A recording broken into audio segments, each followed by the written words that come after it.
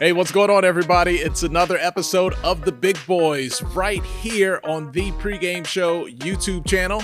What a game we had this weekend. It was double overtime.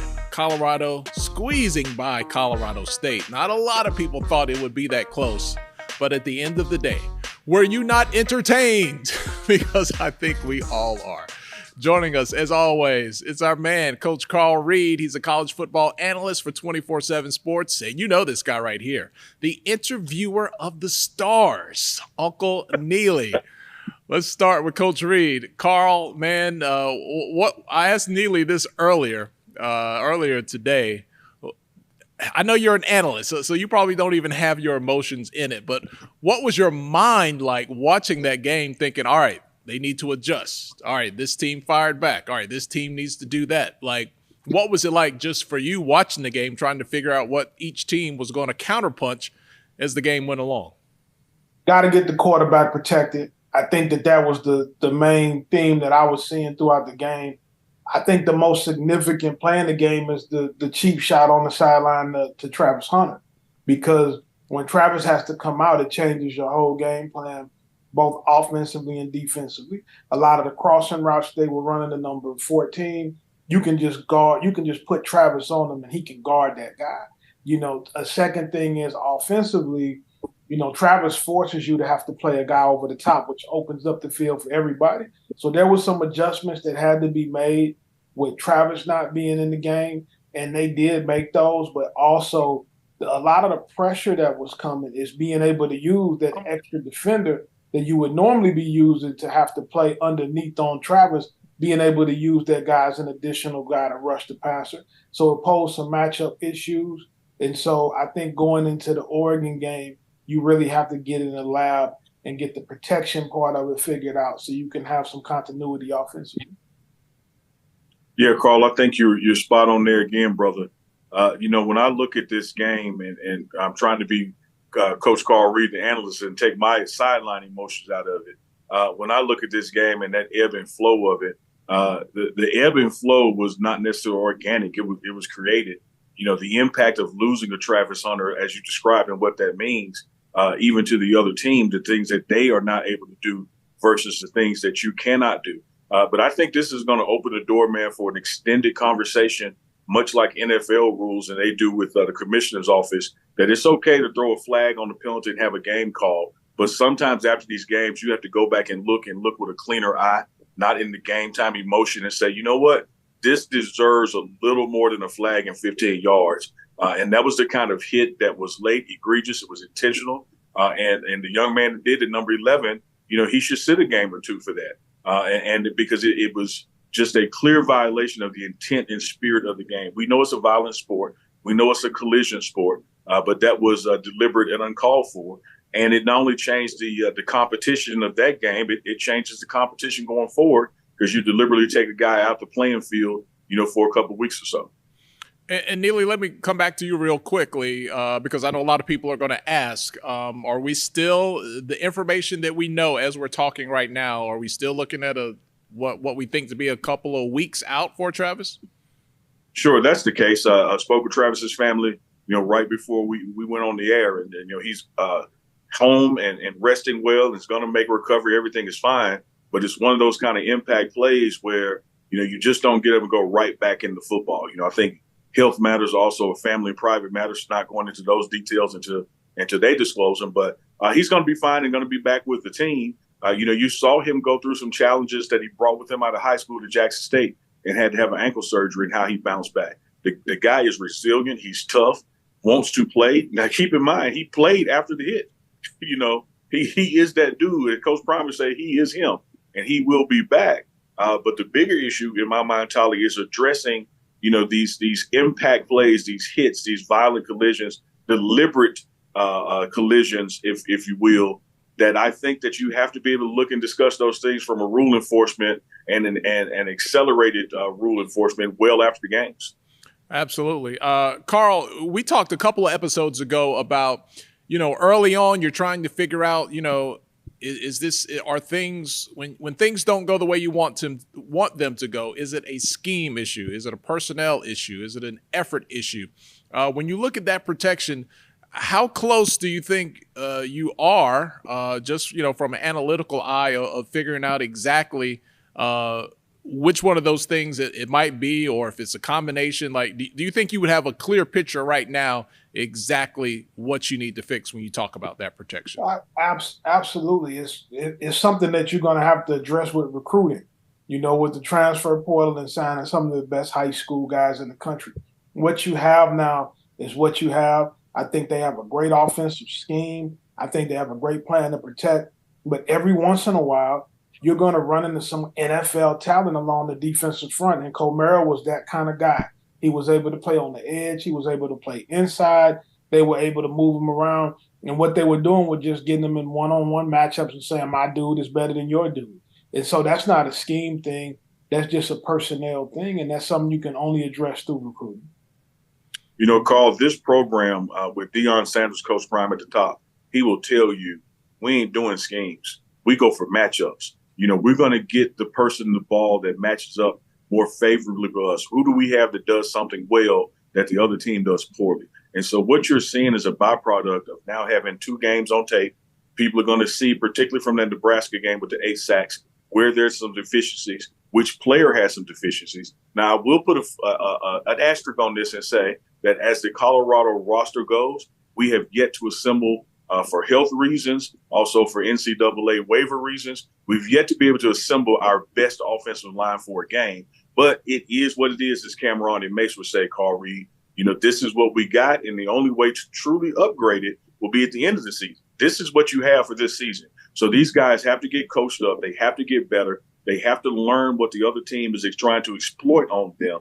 But the only way to truly get through this will be in the postseason. And, Coach Prime has said this weekend with all the visits from the national broadcast, he said, man, look, we 7 to 8 players away from being a premier program. And 3 and 4 of those positions are in the trenches. He knows that we got to get bigger and stronger and more depth on the offensive line and defensive line before we're truly in that upper echelon of college football. So Carl, if you're out there recruiting and you know what this is like, if you have a quarterback like Shedeur Sanders, and let's just assume he'll be back next year, I don't know, his draft stock might rise and this might be it for him. But if you're recruiting a guy saying, hey, we're going to play fast, this is going to be your quarterback, is every offensive lineman interested in that proposition, or is it a certain type that needs to move that fast and have a quarterback that's that demanding and you're going to run that many plays? Well, I think that tempo that Colorado was playing at, you probably got 75% of the teams in the country now playing a similar style. So from a stylistic standpoint, I don't think there's a lot of difference at the top when you're talking about choosing certain schools. Recruiting is a situation where every kid wants something different. You never know what some of these guys are thinking about. NIL money becomes a factor. It can be a difference of whether you see me as a tackle or whether you see me as a guard, or whether you see me as a center. There's all kind of things that can come into play, all kind of details, which is why recruiting is recruiting. And some guys who are great recruiters can really separate themselves and their team depending on the outcome of those conversations. Carl, here's my outlook on that question from Tolly. If I'm a guy, Shedeur Sanders is coming back, playing what will then be the year he gets drafted. If I am graduate student, 1 year done, experienced offensive lineman, who better for 1 year to block for than Shedeur Sanders, who's clearly going to the NFL, clearly going in the first round. You could block for Peyton Manning in Indianapolis, and you end up in the Hall of Fame. And worst case, you end up with a broadcasting career that other guys that were other offensive linemen other places don't get. So, when you're blocking for a stellar running back, blocking for a stellar quarterback, it only increases your stock as well. So I think having a Shedeur Sanders as it relates to that portal is an attraction tool for the kind of talent you're looking for from offensive linemen. Come in here, block for this dude for 1 year, go to the NFL with him. And not just that, Neely, you also got the eyes of the country on you every single week. Every NFL scout is going to be in there, national television games every week. So you are going to get opportunity to be seen a lot. Amen. And you get a little Wayne concert like by the 3rd week of the season. There's that as well. Is solidifying that offensive line, do you think right now that would help the run game, or is the run game just a product of the personnel that they have right now? Well, I think from a standpoint, anytime you can improve the offensive line, it's going to help the run game. You also got to remember you got a key back that still has yet to play yet in Alden McCaskill from Houston. So I think that Edwards is doing a good job. He still is just a true freshman, and he's done some incredible things in their offensive scheme. But if you add the other bigger, thicker back in there with them, and it gives you an opportunity to have two guys who you can really go with. You throw in Wilkerson as a change of pace guy as well, and the backfield will continue to get better. Absolutely. And it has to get better, Carl. This is still football. It's 11 on 11. At some point, you got to beat the guy in front of you. Some point, you got to make a guy miss. All those things come into play. It is what it is. But running the ball is also a mentality. And this running back room, which I love under the direction of Coach Flea, Gary Harrell, when it comes to going through those gaps and just hitting it, man, we just got to do it. We got to get it done. We cannot, be the program we want to be this year one with Coach Prime's win now mentality and directive and mantra, and not be able to successfully, consistently run the ball. Those screens and checkdowns to, running backs out in the flat, and Dylan Edwards going for 75 yards, that's fine. That's a pass, and it's on the outskirts. At some point, we've got to be able to take the ball up the middle and get a first down. We've got to be, 4th and 2 going into the end zone and have the confidence that we can get those 6 points instead of settling for 3. And so this running game has just got to improve. It is what it is. All right, last night, if we saw it once, we saw it a million times. Saturday night, depending on when you're watching the big boys here on the Pregame show YouTube channel. Sunday morning, if you will. Yes, exactly. It was an all-night affair. Carl, why did that underneath pass work a million times on Saturday night? Well, they found the liability in the defense, especially we like to play a lot of tight man coverage. And so when you're playing tight man coverage, the crossing routes and the mesh routes are what's open. And I know people are watching the game and they're thinking to themselves, well, why can't you stop the mesh? To take it away, you have to give something else up. They were doing an incredible job slowing down the run. So now to add the extra defender over the top to stop that mesh route, you're taking somebody away from the run game. So you got to depend on trying to just keep those guys in front of you, making open field tackles. You saw the one big play where Shiloh comes in, makes the tackle, forces the fumble, and it creates a turnover. The football is a game of chess. To take something away in the passing game, you got to give up something in the running game. To take away something in the run game, you got to give up something in the pass game. So ultimately, it's just a decision on what you're willing to give up. You would rather come up and tackle and rally to the ball on the mesh route than get gashed in the run game. Man, once again, damn well said, my brother. It is what it is. Something's going to happen. It's 11 on 11. It's math on math. And as much as that mesh was giving us trouble, I think every Colorado fan or coach or analyst, to even the haters, probably has more confidence in the Colorado linebackers and secondary than they have in the play of the D-line consistently as it relates to the past 2 games. So what do you want these people to do? You want them to throw this 5-yard, middle pass in the middle of the field, or you want them to run the ball? And so when you're dealing with clock management and all that, you're going to prefer the pass. And so it may look in the stands that, oh, man, they're killing us. But they're doing what you want them to do. They're taking what you're giving them. You hear that offensively all the time. Hey, offense, take what the defense gives you. Take what the defense gives you. And so when you're in a position where you're fatigued, you're tired, you're running around, there's some routes and some things you would rather face than another. Thankfully, in this position, this team was resilient, and they were able to dig deep and just frankly outlast them. Because when it went into overtime and then double overtime, it was pretty clear from an energy standpoint who was going to win that game. And that was all set up in the first, second, third, and fourth round with that knockout coming in the 6th. But the knockout in the 6th doesn't happen if you don't play ball the way you're playing in those first early rounds with a boxing analogy. Wow. As a fan, all I saw was jab, jab, jab, jab, jab.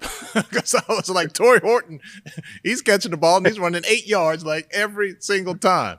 And boy, he made a name for himself. I went back, guys, and looked at the Google trends. That guy's Google search results were like, and then about midnight, like the whole world saw that guy was a hell of a player. And Carl, there was some NFL talent. A lot of people went into this game like, oh man, Colorado State, bunch of bumps.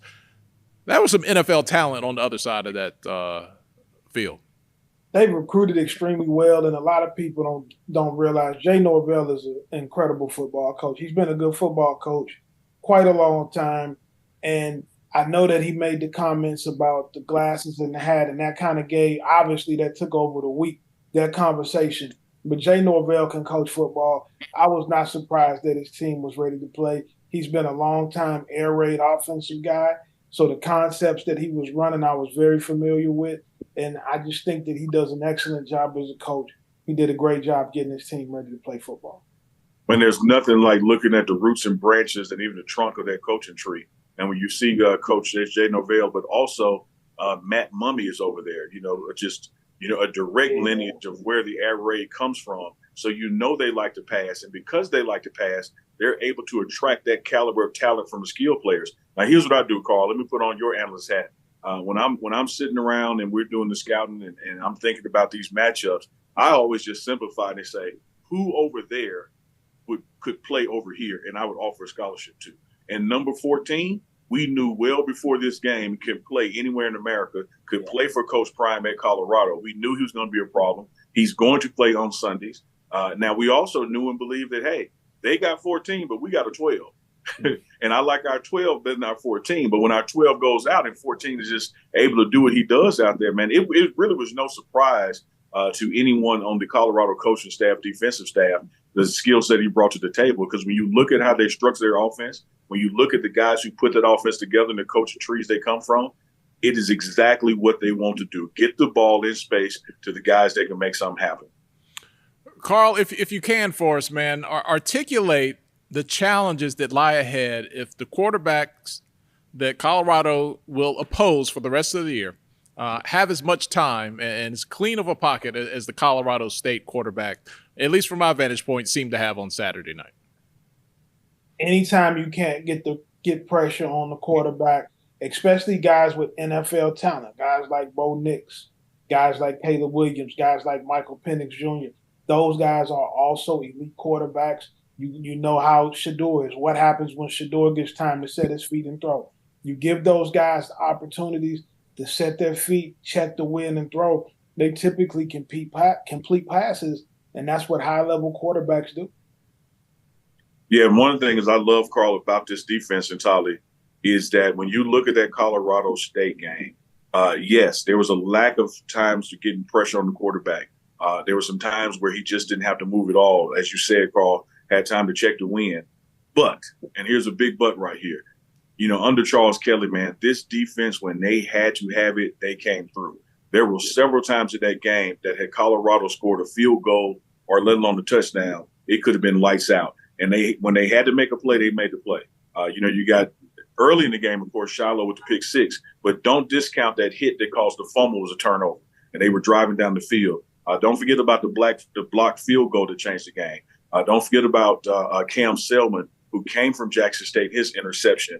They were on those drives. Had any of those plays not happened from the defense, we're sitting here talking about a whole different outcome. So one of the things I do love about this defense under Charles Kelly, yes, we need to get more pressure on the quarterback, but those guys may bend, but they don't break, man. When they got to make a play, they got playmakers out there to do it.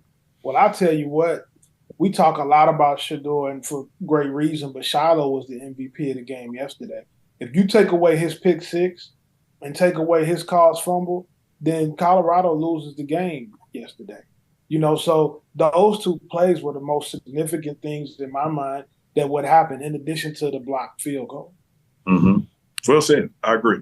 One hell of a game by Shiloh Sanders for sure. Let's talk about his brother, Shedeur. The pressure seemed to get to him a little bit. It was something that he had to be aware of. But late in that game, Carl, it seems like whether it was scheme or just him making up his mind, he decided to start running that ball a little more, which changed the way the defense was going to have to approach him. Do you think that opened things up for him, those few possessions where he just took the snap and just took off and picked up chunk yardage downfield? It actually did, because they were dropping 8 guys in coverage. They were playing man over the top or man underneath the zone over the top. And his ability to step up in the pocket and create yardage with his legs forced them to have to bring a defender down. That's all football is schematically. It's a numbers game. You have to account for – if you have to account for him, you got to take somebody out of pass coverage. If they drop an extra guy, you got to give some type of threat. And so him forcing the issue, stepping up in the pocket, making some first downs, extending some plays, that forced them to have to defend that differently, which opened up the routes in the middle of the field on that 98 play yard drive that he went down there and scored on. Yeah, Shedeur Sanders, man, he will credit Coach Mo Sims in this offseason program, getting him stronger and faster. And Mo talked to him this week, and he said, man, getting here and working with him and him truly embracing the weight room and what it can do for him as a quarterback has really been a difference maker, not just in his speed, but in his lower body strength to absorb that impact and to be flexible and get into those slides when he has to. But I'm with you, Carl. It's a math game. And as long as Shedeur is going to be playing quarterback at this level and the next, they're going to be sending 3 and dropping 8 because they respect his arm and his intellect and his tight windows. And the more he can do moving in the pocket side to side or even running it sometimes, it's going to cause one of those 8 to become 7 or one of those 8 to become 6. And then just when you think he's crossing the line of scrimmage, he's going downfield over the top of you. So he knows what he's doing. I still think that there's some times where because of a broken route, he's waiting on something to develop and maybe holding it too long. I also think there's some times that he needs to be more aware of what our field goal range is. And if you're going to take a sack, you can't take it right now because you're pushing the limits of the field goal. But when people look at what he did in that overtime, my pushback statistically, he was doing it the whole game. And if you look at the previous 2 games, he was doing it those 2 games. This guy is in college football at this so-called upper level because they said he couldn't do it, and he is passing at 80%. 80% passing efficiency, man. Like, that is unbelievable, his accuracy. And so it looks like, oh, man, he really turned it up in overtime. But if you extrapolate that over the entire game, his stats were the same quarter for quarter percentage-wise. He just don't miss. Well, what about that one play? He was running, and instead of sliding, he goes for the first down, and he drops the shoulder on the defender. Was that more about sending a message, or was that just, what he had to do in that moment? I think it was just what he had to do. He needed a first down. I don't think that he was thinking about it in terms of sending a message, but you had to get a first down in that situation. And the way that they stepped up and defended him there, sliding wasn't going to get it. He had to finish the run.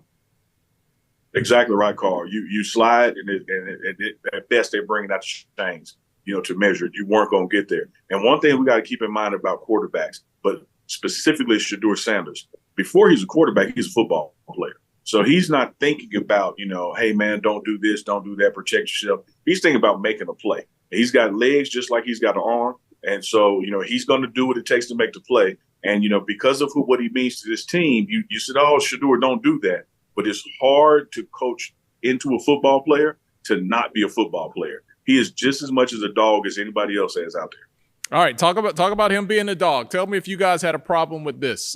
Travis gets hit on that cheap shot. He goes down. Shedeur Sanders runs down, and he's in the other guy's face. But I ain't see anybody else in the guy's face. I was kind of thinking to myself, where's everybody else? Like, what went through your mind when you were? I mean, it was happening so fast, and Neely, you were right there. But what did you think about that? Well, my first thought was yours, that he shouldn't have been the first one to go face to face with the guy because he wasn't the closest one to him. But when you factor in Shedeur's special relationship with Travis off the field, their special bond on the field. You're talking about 2 guys in the Heisman mention at the same school of the same race, coming from the same HBCU. They are closer than you can imagine. And so that's how you respond when somebody does your boy dirty, man. When somebody does your dog wrong, you get in there. But you look at the distance that he came from to make that happen. I thought it may have been somebody on the sideline or in closer proximity. But my first concern when he did it was I was worried about if someone did something to him, he retaliates, and now he's out of the game and they're out of the game. It's one of the things back in the day when I used to watch people play the Bulls. I don't know why people just didn't punch Jordan, so he would punch him back. So they both go to the locker room. That's how you beat them. So I was more concerned about, hey, Shedeur, don't do that. But I understood totally why he ran down there and did that. When I saw the play, I thought a couple of things. I thought, number one, I thought he had the best view of the play because he's the one who threw the ball and is able to see it. Sometimes the other players are not in position to see how a play ended. I'm sure that there were guys that saw Travis on the ground that didn't necessarily see what transpired on that play and haven't seen it until they were able to go back and watch the film.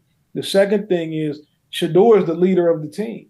So my expectation would always be that he's the first guy on arrival. And I think that if somebody would have retaliated by pushing or hitting Shador, then you would have saw the rest of the guys on the team and the rest of the guys that were on the field retaliate with that. So I think in that particular situation, the quarterback always is going to have the best view of exactly what happened. And he had that. You had other guys running routes facing the other side of the field on the other sideline on that play.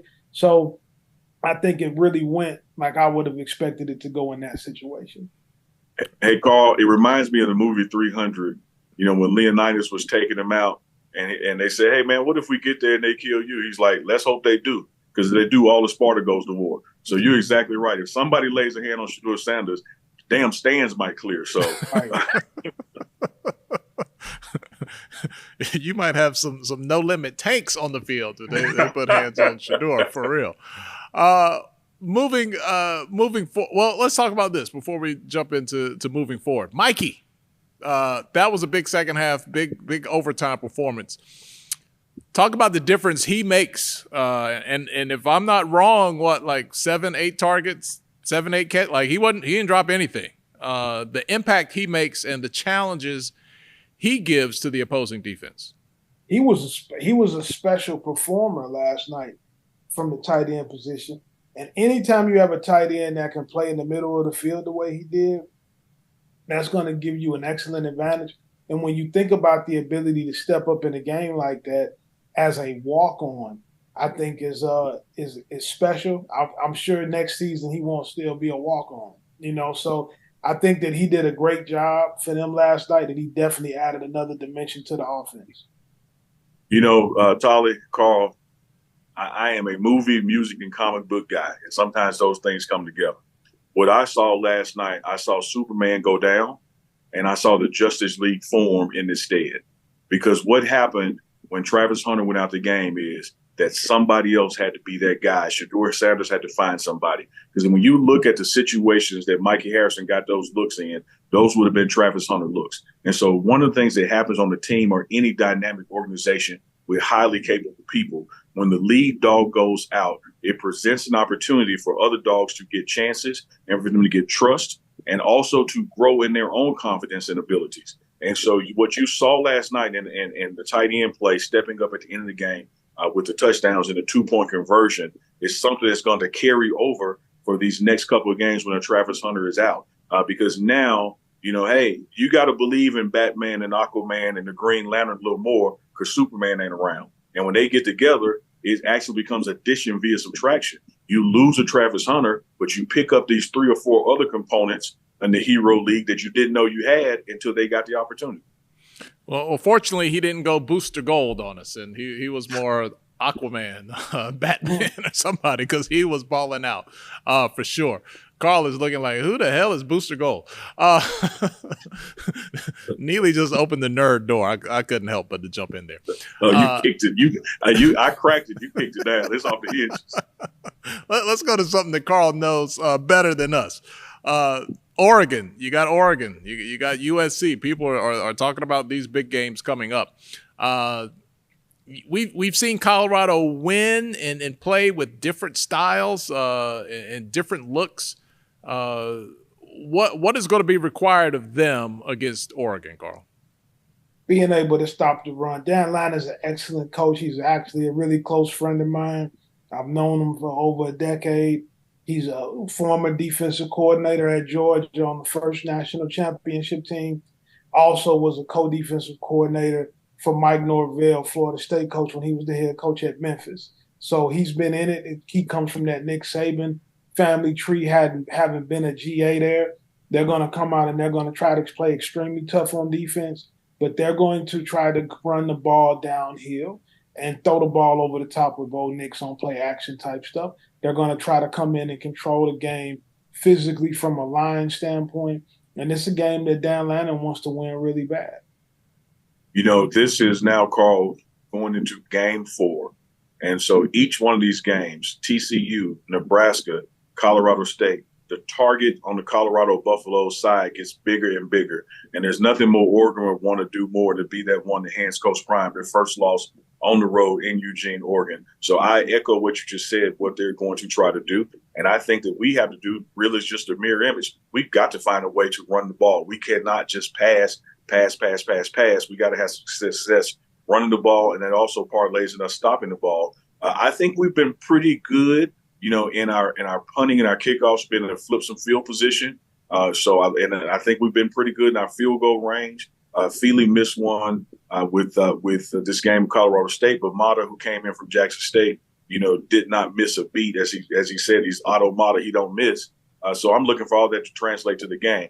Bigger than that, fellas, we're now at that point in Colorado football that we truly get to see who we are, how we measure up. Not that TCU was some slouch. They were number 17. Not that Nebraska was some cakewalk. That's historic rivalry. You saw what the in-state rivalry Colorado State brings. But now when you get to these next two games, you're looking at an Oregon who is perennially just in the top 20, top 15, top 10. Been right up there in the throes of it all historically. And then after that, you got USC, who's currently, at 5-4 in some polls. Now you're going to truly see where you are, how you stack up, and what pieces you need to truly get better, compete, and win against these bigger boys on this national landscape. I'm looking forward to the matchup. I think Coach Prime and the staff are going to have the guys ready to go up there to Oregon and once again shock the world. The energy around the program and on the campus, and Neely, you had the front row seat, obviously. We were watching it from afar. But somebody in the postgame on Saturday night, I think it might have been one of the ESPN reporters, was like, hey, this kind of feels like the Fab Five or Georgetown, back in the day when Big John was coaching. And straight up, I'm not going to lie. When I was a kid, I thought Georgetown was an HBCU. Like, I really did. Because the only thing I knew about Georgetown was the basketball team. And it was all brothers, and they had this swag. And Georgetown is the farthest thing from an HBCU. But that's the energy it was giving. Do you guys buy that we're in one of those moments? Because those were, seminal moments in our cultural history. That run that Georgetown had and how they were just so different than everything else. And then, the Fab Five, 10 or 15, years later, we're just 3 games in, but are we, is that what Colorado is giving right now? I think so. I mean, when you go back to Big John Thompson and what he did at Georgetown, obviously with Patrick Ewing and Alonzo Mourning and Mutombo and Iverson, I mean, it was definitely a cultural phenomenon. It changed the way that players dressed. It changed the way, the attitude and the swagger that they played with. I know that it's more, people go to that and go to the Fab Five. I actually think that it reminds me more of Pete Carroll's USC teams, from the star power and from all the celebrities and stuff being on the sideline and stuff at the games. It kind of has more of a feel than that, because Georgetown and the Fab Five, they were popular, but they were still kind of buttoned up, from a coaching philosophy standpoint. Pete Carroll is probably the first guy that let a lot of stars just hang around the team. And so I think that you're seeing an environment very similar to how he had USC football, during that decade of dominance in his run. I love it, man, because this is a place, yet again, in sports history where culture, music, hip-hop is having a direct impact. Whether it is the Running Rebels with Stacey Augmon, or, you go to Michigan when they had the long shorts and they all shaved their heads together. I don't care which one you pick, Tyler, Georgetown or as Carl so eloquently stated at the USC Pete Carroll days. This indeed is like a cultural sports shift. It's a phenomenon when you have this many, rappers that young people look up to and music you listen to. When you have the influence of, your QB1 standing on midfield logo and putting out the blinged out watch in the opponent's face. Things that, 10, 15, 20 years ago would not have been even thought of happening in college football, let alone happening in the state of Colorado, the city of Boulder, at a school that is 99% non-black. So what you're seeing here happening, man, is just like what you thought when you saw the Warriors back in the day. People are going to lose track of, what really is the makeup here, because the face of Boulder, the face of Colorado athletics, the face of Colorado football is a brash, well-spoken, articulate marketing genius, football savant in Deion Sanders, and his players are like him and they back it up, and they are the face of this university right now for the foreseeable future. So you are going to see programs, be they high school or other colleges, just like you saw with the aforementioned Hoyas, with the T-shirts under the jersey that the NCAA came out and said you can't do.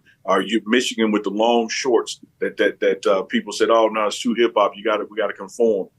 You're going to see limits on how many number of people can be on sidelines, during conference games because of the impact it's having in recruiting. This thing that Coach Prime is doing here in Colorado, whether it's how he worked the portal, within the rules, whether how he's playing the game within the rules, one thing that America has always showed us, when we, people of color, start winning under their rules, they start changing the rules. So look for something to change in the next 2 or 3 years off of the success that this man is having here. No pregame concerts anywhere. Yeah, there's always been historic, kind of backlash in those situations. But Carl, this has to be like I couldn't imagine.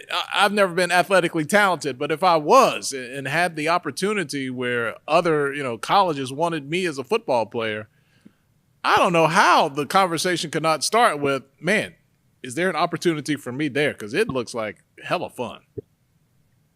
Not only is it a lot of fun, it's a lot of marketing opportunities for your NIL. There's a lot of people around there, that have big business going on that you can talk to and get yourself aligned with and get you some marketing deals. So it's definitely an advantage in recruiting, having that type of situation set up.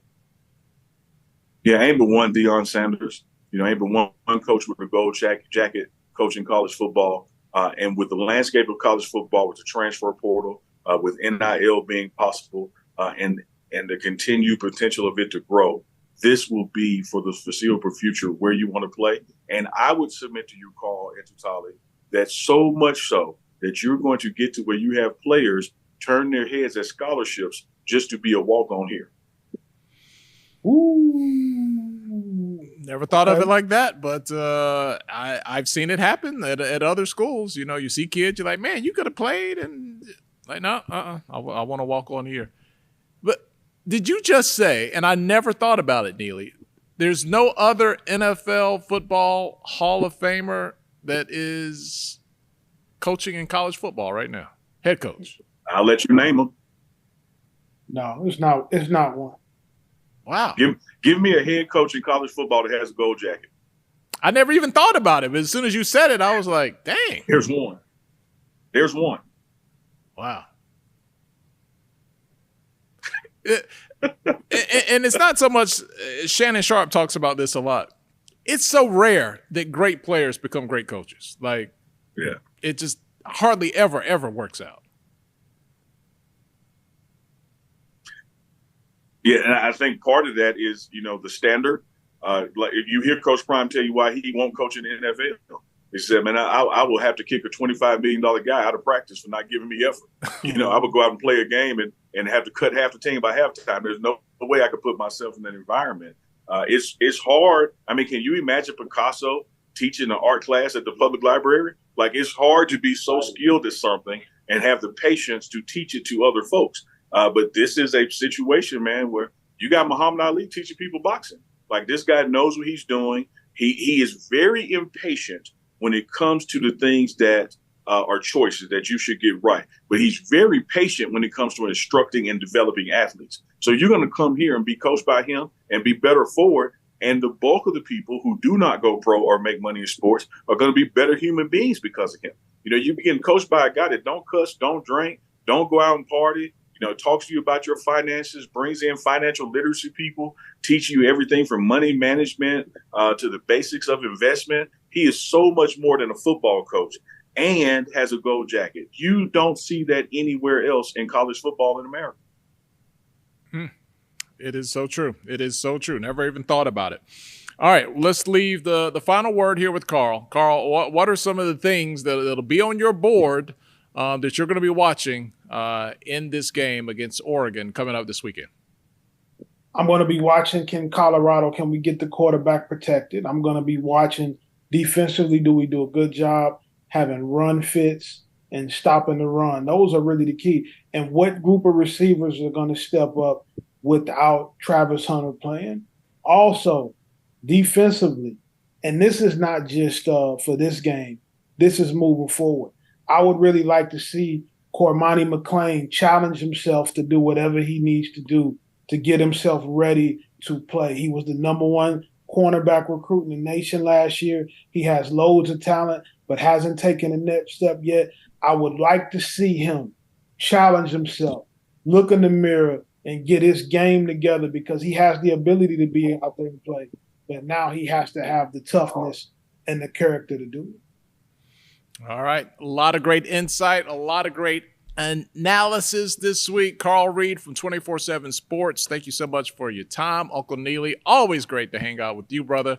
Need to hang out with you more, man, because you just attract the stars everywhere you go. I tell them I know Tolly Carr Reed, and they say, man, come on in.